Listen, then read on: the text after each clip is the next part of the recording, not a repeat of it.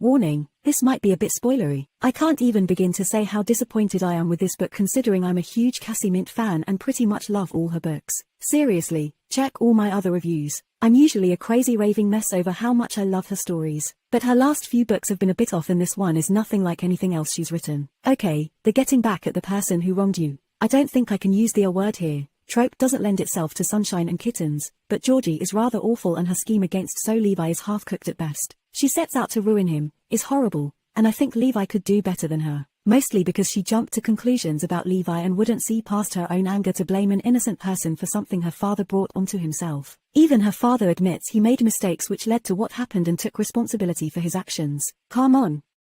The story also feels unfinished because it leaves off a big gap around what happened to George's father that set this whole scheme off in the first place. Levi, on the other hand, poor overworked, confused Levi. He didn't deserve any of George's animosity, anger, and everything she did to ruin him and his company. Usually with Ms. Mint's books, even if the characters have questionable motives or personalities, there's something quirky, likable, or charming about them. But not in this one. Definitely not Georgie. There is nothing likable about Georgie, although she did start to have second and third thoughts about what she was doing later in the book. This book is missing all the signature longing, sweet charm, and desire that made me fall in love with Ms. Mint's writing in the first place.